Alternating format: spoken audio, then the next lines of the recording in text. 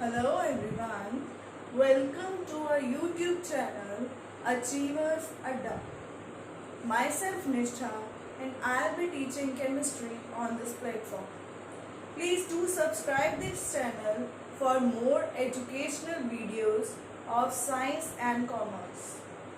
You can also send me any query related to the topic in the comment box. I'll reply it as soon as possible. Please do like and share it with your friends. So students, in the last lecture we have discussed about the chapter solution of class plus 2. Now we are discussing the various numericals related to that topic. In that lecture we have discussed about the concentration methods of solution. How can we find out the different concentrations of various solutions. So now we are going to discuss about the various formulas, various numericals which are going to be present in your exams. So let us start with the first type of numerical that comes in your exam. We have discussed about the mole fraction. So mole fraction formula was number of moles over total number of moles. जिस component का हमने mole fraction निकालनी है उसके number of moles divided by total number of moles. So let us start with the numerical. First numerical, the statement says calculate the mole fraction of ethylene glycol. Ethylene glycol का उन्होंने formula दिया हुआ है C2H6O2. This is the formula of ethylene glycol. In the solution containing 20% of ethylene glycol by mass. Means हमें यहाँ पे क्या दिया है, ये 20% सोल्यूशन है हमारा. हमने इथिलीन ग्लाइकोल की क्या निकालनी है, mole fraction. So this is our numerical. Now what we can do is, first of all we will write the formula of mole fraction. What is the formula of mole fraction? The formula is C2H6O2. Mole fraction formula is X of ethylene glycol, let us say Eg, that is equal to number of moles of ethylene glycol over total number of moles. अब यहाँ पे 20% solution दिया है. जब भी आपको solution दिया होगा 20%, उसमें कुछ मेंशन नहीं किया कि सॉल्वेंट कौन सा है. So we will take the solvent as water. Water. So number of moles of ethylene glycol plus number of moles of water. So this is the formula of mole fraction. Now number of moles निकालने के लिए हमें दो चीजें चाहिए. एक चाहिए given mass और एक क्या चाहिए, molar mass. So let us find out the given mass. 20% solution means mass by mass percentage. So 20% means 20 gram of ethylene glycol. 20 gram of ethylene glycol is present in 100 gram of solution. Solution total 100 gram है, उसमें से 20 gram हमारा क्या है, ethylene glycol. Now अगर 20 ग्राम ethylene glycol है, 100 हमारा total था, तो हमारा मास ऑफ वाटर क्या आएगा. So mass of water, given mass of water will be 100 total solution का माइनस सॉल्यूट का, दैट इज 80 ग्राम्स. सो ये हमारा इसका आ गया वाटर का गिवन मास, और इसका गिवन मास हमारे पास आ गया 20 ग्राम. दोनों के गिवन मास आ गए. Now next, molar mass. Ethylene glycol का मोलर मास कैसे निकालेंगे, molar mass of ethylene glycol. अब देखो कार्बन का मोलर मास कितना होता है, 12 मोलर मास है. इट मीन्स कि 12 into 2 plus 6 hydrogen, 6 into 1 plus oxygen 16 into 2. So this will be the molar mass of ethylene glycol, that comes out to be 62 gram per mole. 62 gram per मोल। ना हमारा इसका molar mass आ गया। Water का molar mass हमें पता है कितना होता है। Molar mass of water is, water क्या है, H2O, 2 hydrogen 2 into 1 plus 16, that is 18 grams per mole. Now we will find out the mole fraction. Mole fraction के लिए number of moles, तो number of moles of ethylene glycol, first of all we will find out 20 given mass है उसका, और molar mass कितना है 62। जब आप इसको डिवाइड करोगे it will come out to be, अब देखो ये ग्राम्स में है और ये ग्राम्स पर मोल में है, तो ग्राम ग्राम कट हो जाएगा, यूनिट ऊपर जाएगा, मोल का -1 ऊपर जाके क्या बन जाएगा, moles. So answer will be 0.322 moles. Now moles of water, water के अगर नंबर ऑफ मोल्स निकालने हमने, given mass of water is 80, molar mass of water is 18। Now divided and find out, that is 4.444 moles। दोनों के number of moles आ गए हमारे पास। नाउ मोल फ्रैक्शन का फॉर्मूला हम लगा सकते हैं, that is number of moles of this 0.322 over total number of moles plus 4.44, it will come out to be 0.068। अब ये मोल फ्रैक्शन है, इसमें कोई यूनिट नहीं आएगा क्योंकि रेशियो सेम है, number of moles over number of moles, so unit क्या रहेगा, कोई कांस्टेंट रहेगा, कोई यूनिट नहीं आएगा यहाँ। नाउ अब मोल फ्रैक्शन इसकी तो आ गई, अगर वाटर की भी मोल फ्रैक्शन निकालनी है तो मैंने आपको फॉर्मूला बताया था, XA plus XB is equal to 1। एक हमारे पास आ गया, दूसरा निकालना है, so 1 minus XB that is equal to 0.932। So अगर वाटर की हम निकालना चाहते हैं तो 1 में से माइनस किसको करेंगे, 0.068। So this is the mole fraction of water.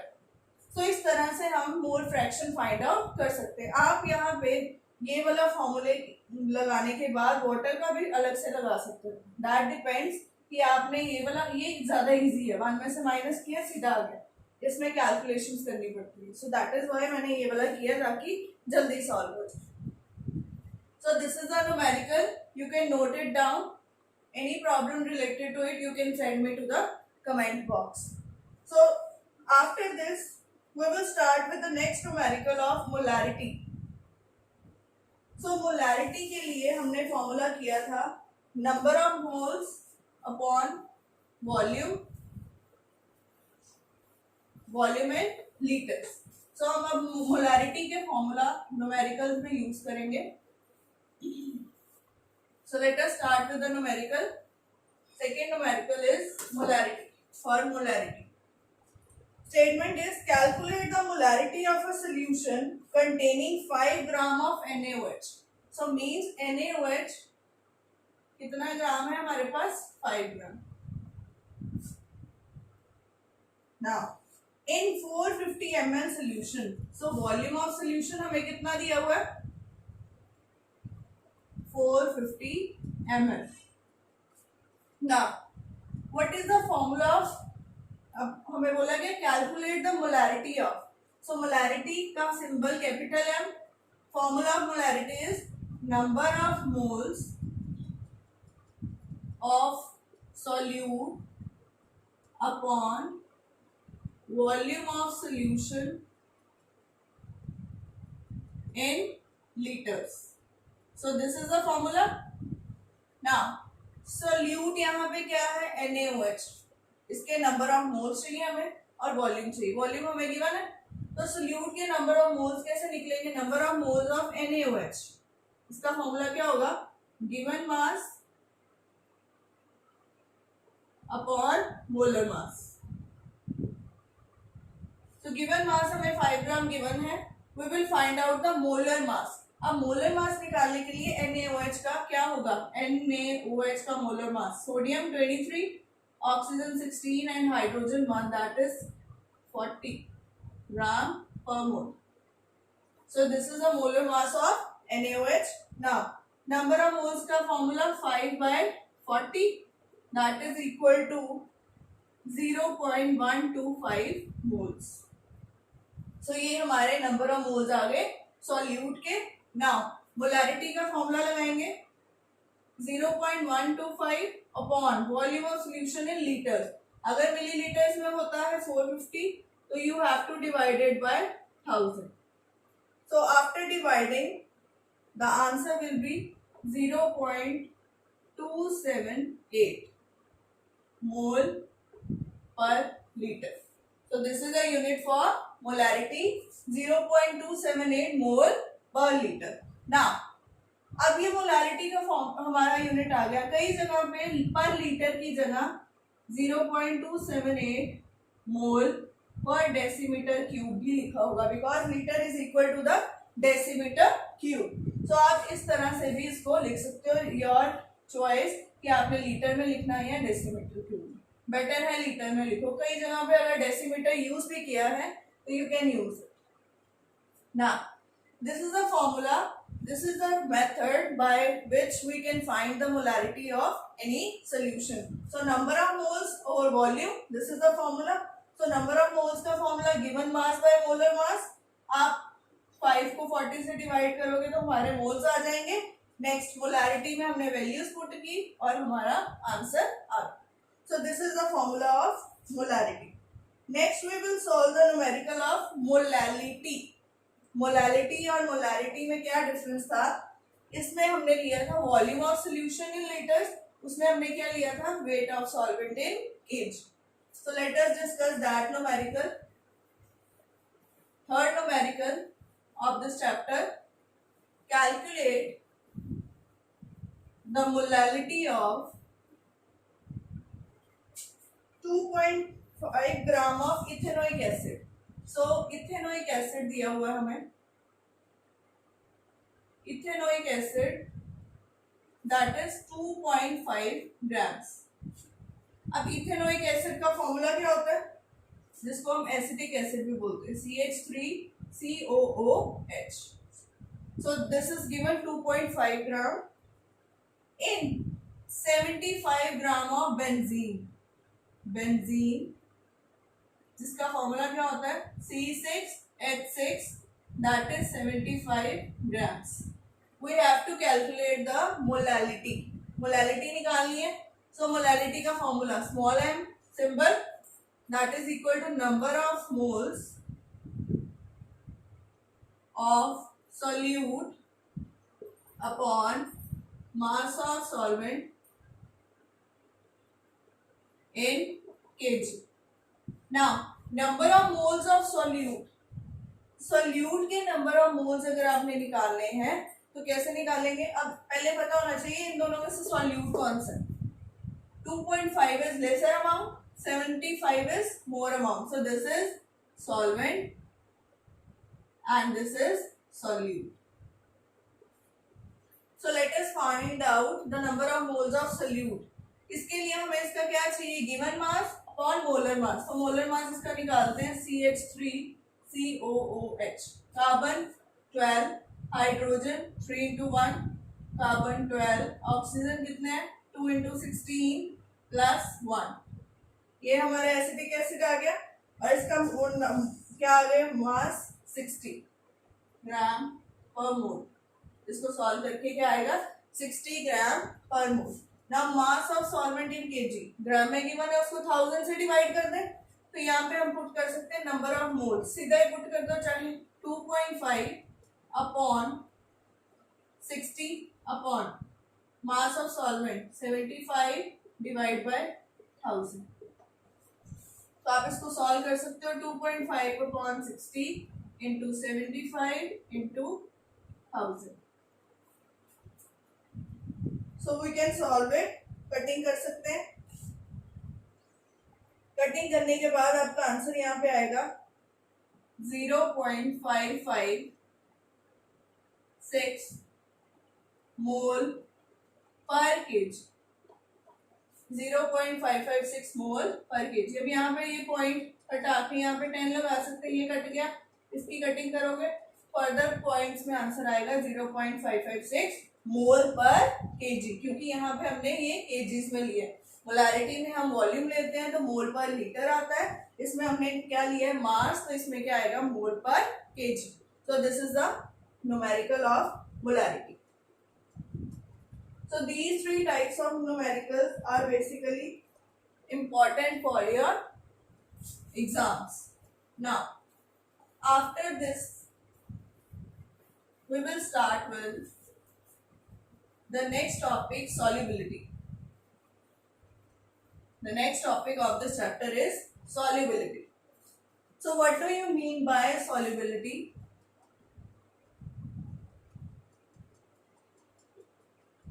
Solubility is the maximum amount of solute that is dissolved in a given solution. Means कि अगर हमने एक मैक्सिमम अमाउंट ऑफ सोल्यूट, जैसे फॉर एग्जांपल मैंने अभी एग्जांपल ली थी कि लास्ट लेक्चर में भी ली थी, 100 ml हमने वाटर लिया, उसमें मैक्सिमम अमाउंट हमने जितना डिजोल्व कर सकते हैं, वो जितनी डिजोल्व की हमने amount, that amount is called solubility. अब सॉल्युबिलिटी हमने कैसे डिस्कस करनी है, हमने 3 तरह के सॉल्यूशंस किए थे, सॉलिड सॉल्यूशन, लिक्विड सॉल्यूशन और gaseous solution. So turn by turn हम सबकी सॉल्युबिलिटी देखेंगे. फर्स्ट ऑफ ऑल हम इसमें बेसिकली लिक्विड सॉल्यूशंस की अगर बात करते हैं तो लिक्विड सॉल्यूशन में फर्स्ट हम देखेंगे solubility of solids in liquid,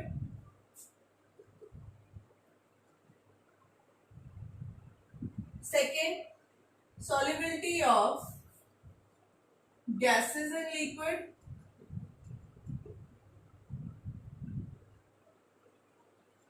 and third solubility of liquid in liquid. ये 3 केसेस हम डिटेल में इस चैप्टर में करेंगे. सॉलिड को लिक्विड में डिसॉल्व किया, for example sugar in water. Gas को लिक्विड में डिसॉल्व किया, for example carbon dioxide in water. Liquid को लिक्विड में डिसॉल्व किया, for example alcohol in water. So these are the examples which are going to discuss, which we are going to discuss in detail कि इनकी solubility में क्या difference है. सो सबसे पहले हमें ये पता होना चाहिए कि जो सॉल्युबिलिटी है कौन कौन से फैक्टर्स इसको अफेक्ट करते हैं. हम सबसे पहले स्टार्ट करते हैं सॉलिड्स इन लिक्विड. तो solubility of solids in liquid. अब देखो जो फैक्टर्स हैं, next we will discuss about the factors affecting solubility. कौन कौन से फैक्टर्स हैं जो सॉल्युबिलिटी को अफेक्ट करते हैं. अब देखो जब सॉलिड को हमने लिक्विड में डिसॉल्व किया, सॉलिड लिक्विड में डिसॉल्व होने के बाद क्या होगा, जितने भी लिक्विड के अंदर जो खाली स्पेसेस थी सॉलिड उसको फिल कर देगा. अब क्या होगा, हमने देखना है कि कौन कौन से फैक्टर्स है वो सॉल्युबिलिटी को अफेक्ट करेगा इस केस में. So first we will discuss about effect of temperature. कि टेम्परेचर का solubility of solid and liquid में क्या इफेक्ट है, हम इसका केस डिस्कस करेंगे. इन दोनों को हम बाद में डिस्कस करेंगे. ना इफेक्ट ऑफ टेम्परेचर. अब देखो जो टेम्परेचर होता है, टेम्परेचर का सॉलिड एंड लिक्विड में क्या इफेक्ट है. अब देखो कितनी तरह की रिएक्शंस होती हैं, 2 तरह की रिएक्शंस होती हैं. एक होती हैं एक्सोथर्मिक रिएक्शंस, एक होती हैं एंडोथर्मिक रिएक्शंस. जो एक्सोथर्मिक रिएक्शंस है उनमें क्या होता है, हीट रिलीज होती है. हीट रिलीज मतलब डेल्टा एच. जब हम सोल्यूशन बना रहे हैं तो डेल्टा एच, जब हीट रिलीज हो रही है तो डेल्टा एच की वैल्यू क्या होगी,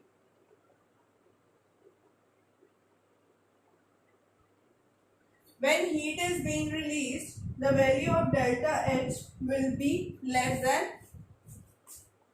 0. So delta H means enthalpy change कितना होगा, less than 0.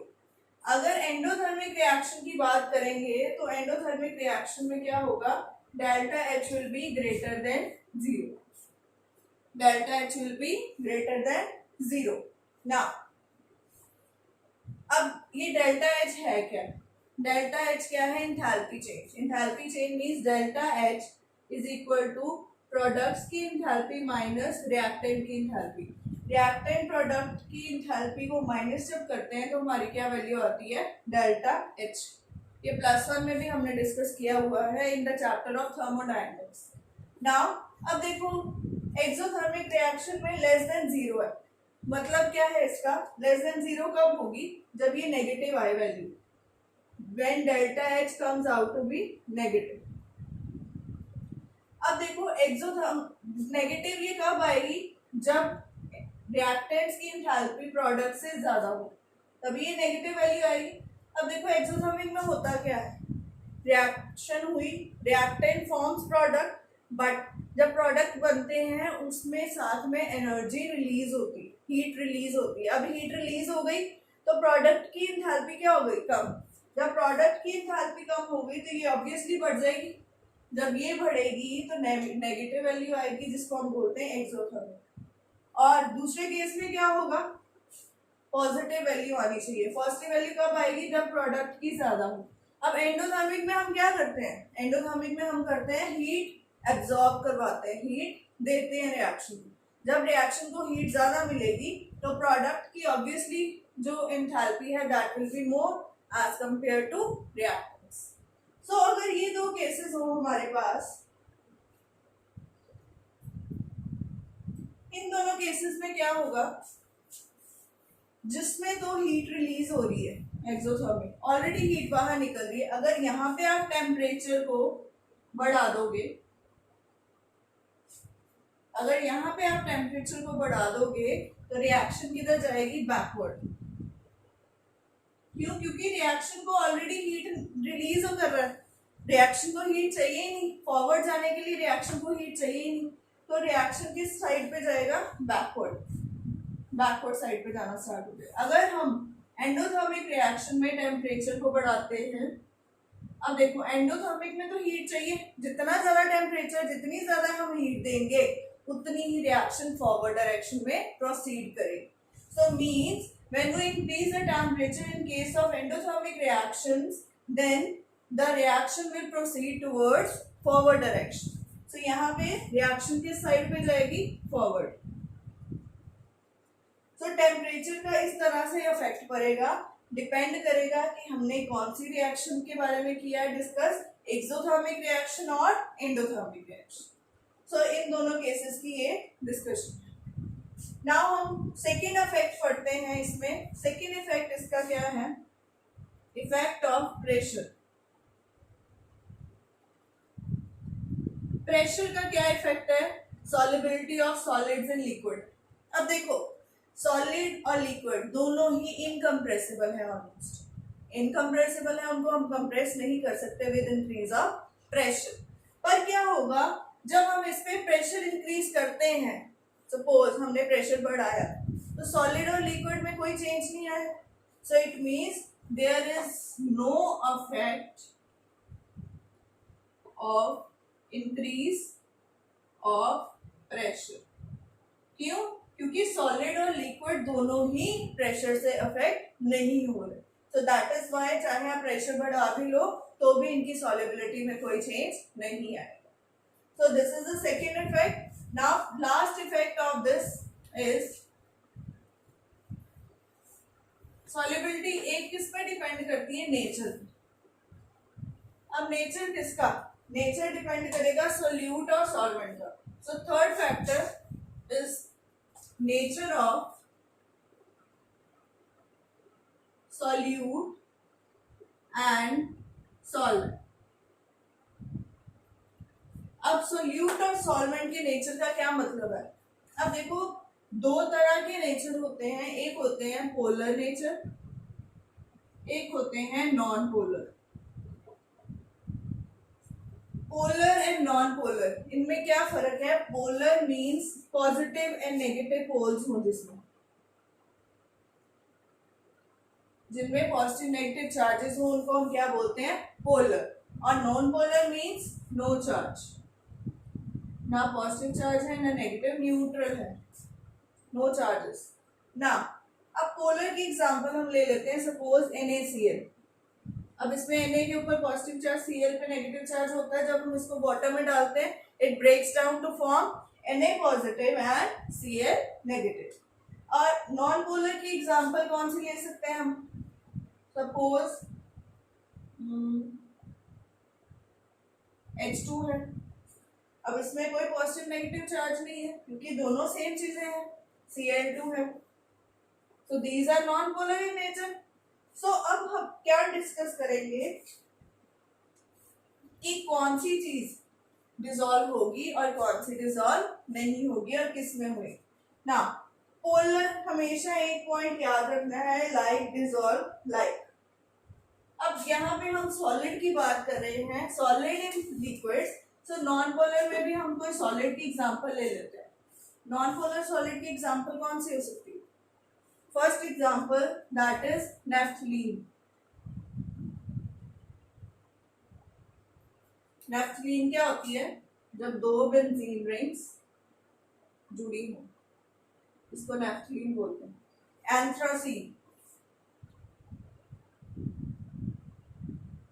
जब तीन बेंजीन रिंग्स जुड़ी हो। तो इनमें कोई पॉजिटिव नेगेटिव चार्ज नहीं है। क्यों? क्योंकि इसमें है क्या? कार्बन और हाइड्रोजन ही है। कार्बन और हाइड्रोजन की ऑलमोस्ट इलेक्ट्रोनेगेटिविटी सेम है, बट यहाँ पे Cl की इलेक्ट्रोनेगेटिविटी सोडियम से ज्यादा है। इस वजह से ये क्या है? इलेक्ट्रॉन्स को अपनी तरफ खींचता है। तो इस पे नेगेटिव चार्ज आ जाता है और इस पे क्या आ जाता है? पॉजिटिव। अब होता क्या है, हमने ये सॉल्यूट्स की बात कर ली, ये पोलर सॉल्यूट है, ये नॉन पोलर सॉल्यूट है ना। हमेशा एक चीज याद रखनी है, like dissolve like. Like dissolve like मतलब कि जो पोलर सॉल्यूट है वो हमेशा पोलर सॉल्वेंट में ही डिसॉल्व होगा। कि सॉल्वेंट भी हमें पोलर चाहिए उस केस में। For example water, water polar है कैसे? H पॉजिटिव है, उसमें OH नेगेटिव है, तो it is polar in nature. So अगर हम NaCl जैसे सॉल्ट है, सॉल्ट को वाटर में डिसॉल्व करते हैं, it easily dissolves. So it is the example of polar solute and polar solvent.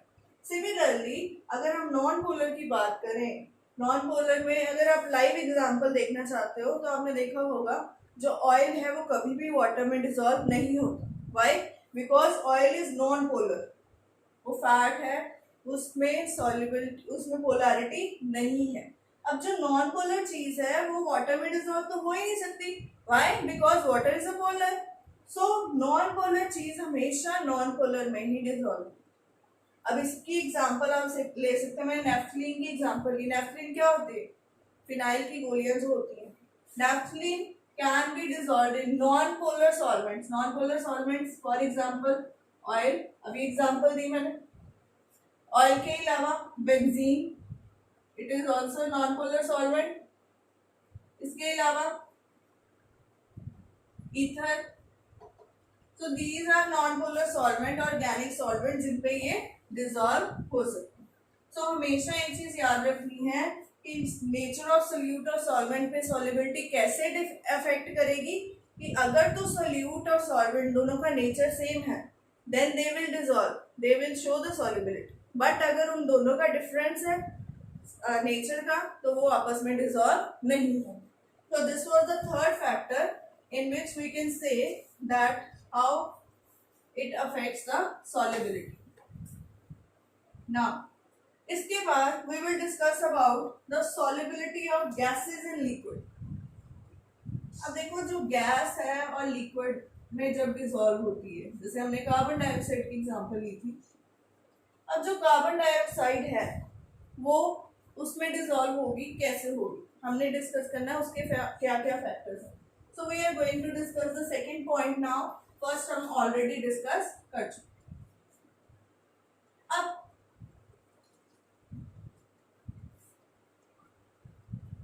Gases and liquid में सॉल्युबिलिटी कैसे अफेक्ट करेगी? अगर तो गैस जो है, गैस हमेशा प्रेशर से अफेक्ट होती है।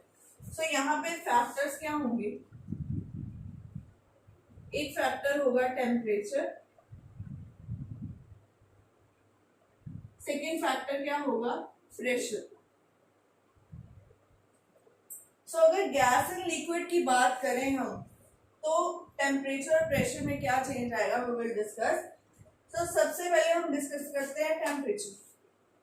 अब देखो फॉर एग्जांपल, हम लाइव एग्जांपल लेते हैं। कोल्ड ड्रिंक लिया, उसको आपने हीट करना स्टार्ट कर दिया, क्या होगा, उसमें जितनी कार्बन डाइऑक्साइड गैस है दैट गेट्स इवॉल्व, वो एटमॉस्फेयर में चली जाएगी, उससे डिसॉल्वेबिलिटी उसकी कम हो जाएगी, सॉल्युबिलिटी उसकी कम हो जाएगी। So when we increase the temperature, तो गैस इन लिक्विड में क्या इफेक्ट पड़ेगा, सॉल्युबिलिटी विल डिक्रीज, सॉल्युबिलिटी कम हो जाएगी जब हम टेम्परेचर को इंक्रीज करें। अब जो डिसोल्यूशन ऑफ गैस है that is the exothermic reaction, मतलब जब हम गैस को डिसॉल्व करते हैं लिक्विड में, डिसोल्यूशन ऑफ गैस का मतलब गैस को लिक्विड में डिसॉल्व करते हैं, then the reaction is exothermic. Exothermic means heat निकलती है बाहर, और अगर हम इसको हीट दे रहे हैं, टेम्परेचर इंक्रीज कर रहे हैं, तो सॉल्युबिलिटी डिक्रीज ही होगी, तो बैकवर्ड रिएक्शन जाएगी। अभी हमने डिस्कस किया था ली-चार्टियर प्रिंसिपल के अकॉर्डिंग। सो अगर टेम्परेचर बढ़ाते हो तो इसमें सॉल्युबिलिटी क्या होनी है, कम होनी। और इस केस में क्या होगा, प्रेशर, गैस को अंडर हाई प्रेशर, अगर जितना ज्यादा प्रेशर डालोगे गैस की सॉल्युबिलिटी उतनी ही बढ़ेगी। So increase in pressure of gas, gas का प्रेशर पे क्या इफेक्ट है, विल इंक्रीज सॉल्युबिलिटी, उतनी ही ज्यादा सॉल्युबिलिटी उसकी हो जाएगी। सो मतलब प्रेशर का गैस की सॉल्युबिलिटी पे बहुत ज्यादा इफेक्ट होगा, जितना प्रेशर बढ़ाते जाओगे उतनी ही सॉल्युबिलिटी बढ़ती जाएगी ना। इसी केस को डिस्कस करते हुए नेक्स्ट हमारा टॉपिक है, बड़ा इंपॉर्टेंट टॉपिक है, न्यूमेरिकल बेस्ड टॉपिक है और एप्लीकेशंस भी बहुत ज्यादा उसकी, that is Henry's law. Late us discuss, जिसमें बताया गया है कि प्रेशर का गैस की सॉल्युबिलिटी के साथ क्या relation. So let us start with that. So next is Henry's law that we will discuss in the next lecture. Till then you can send me any query related to the topic, related to the numericals we have discussed in my comment box. So keep watching my video, do like and subscribe our channel and do share it with your friends so that they can also be benefited from these videos. Till then, thank you so much. Bye bye.